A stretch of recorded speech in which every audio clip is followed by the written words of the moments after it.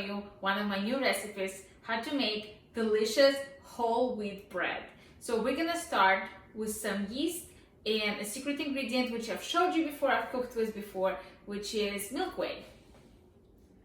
So first thing we have here is the milk whey. I have about 1.5 cups, it's warm. If yours is cold, warm it up. If you don't have milk whey, just use like half milk, half water. It's fine. Milk whey is a product that comes out of making cheese from milk. That's what I have it. So we've got this. I've got a teaspoon of yeast. At this point in my life, I'm done buying yeast in little packets. I just bought 1 pound. All right, I've got honey here. We're gonna go about a tablespoon. Dissolve it.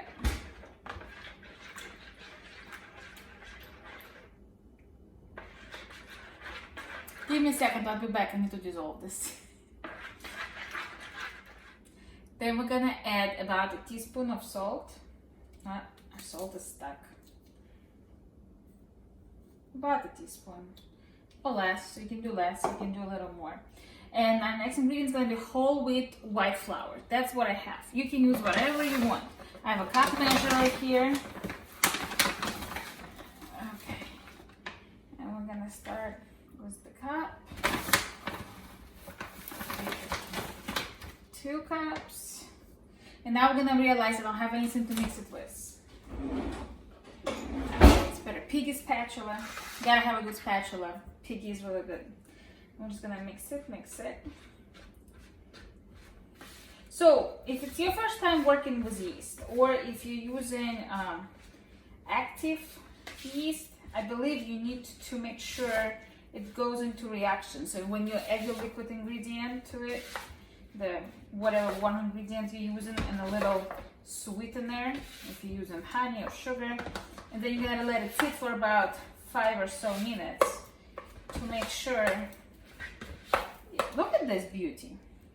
To make sure they actually active. So this yeast I got, I've already tried many times. It works great. So, all right. Yeah. Next thing we have is olive oil. I have a tablespoon measure here. It's gonna take a while. We're gonna do about 2 tablespoons. All right. And now we're going to take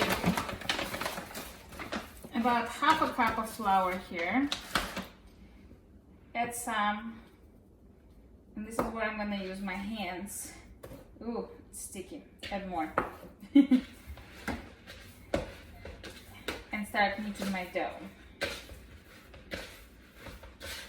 Let me come back to you in 1 second. I'm going to move this on a flat surface so you can see what I'm doing. So we got our cutting board, putting down some flour, taking our dough out of here with whatever excess flour that's in here. And now we're going to knead. Don't forget to get in there. And this is how we knead. We're gonna mix it in, and if it gets too sticky, we're gonna add a little bit more flour. And if you feel like it's getting too hard of a dough to knead, like it's hard to push through this, then just add a little bit more olive oil. Don't add more flour anymore. And there we go.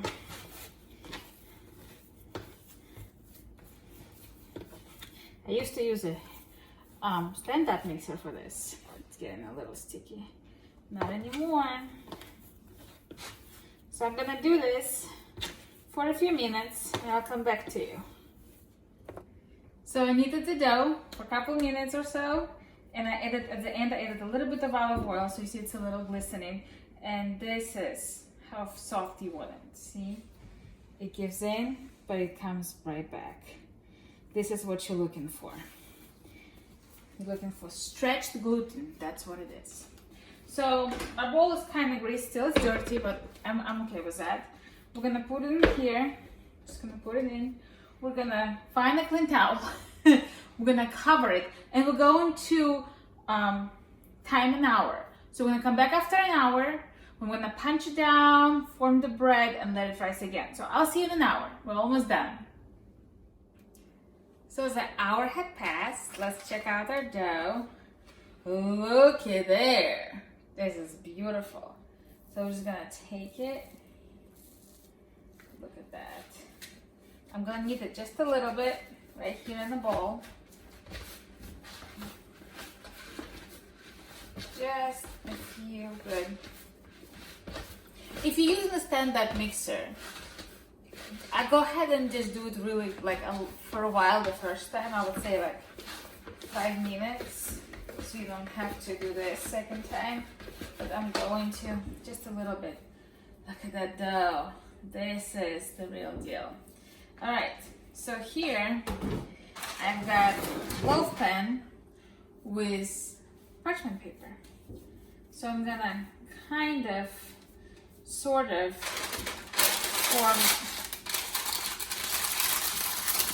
a loaf-like shape, press it inside so it kind of fills up the area, like this. This dough is so alive, it's moving. Alright, and that was a noise. Now we're going to use the same towel, we're going to cover it up, and we're going to leave it for about a little bit over an hour. Maybe we even try to push for an hour and a half. And we're going to come back, finish these touches, and then we're going to go in the oven. After an hour and a half, our bread rose beautifully, just gorgeous. So here in the little saucer, I have just a little bit of 2% milk. And I'm gonna brush with it. You can brush with egg, you can brush with a little water, you can brush with whatever you want, or you don't have to brush at all. I'm brushing just because I do want to put a little topping on it. I have some oats here, and I'm just gonna put some on. Just for the pretty. Some of them will fall off, but some of them will stay on. The oven's at 400 degrees. It is nice and hot. So we're gonna go in, we'll time it, and we'll come back to you with the most delicious, beautiful bread. So after 35 minutes in the oven at 400 degrees, we got this beautiful loaf. We let it sit overnight and cool off. I just covered this whole thing with a towel and just let it sit. So it's the morning, let's slice it, let's try it. So I'm using the bread knife. You can hear the crust. So see, some oats are moving because, you know, they're not all stuck on it. Look at that. Look at that. Oh, the whole house, by the way, smells amazing. I'm trying it. It smells amazing. It's light and fluffy and soft. And chewy. Just like the bread should be.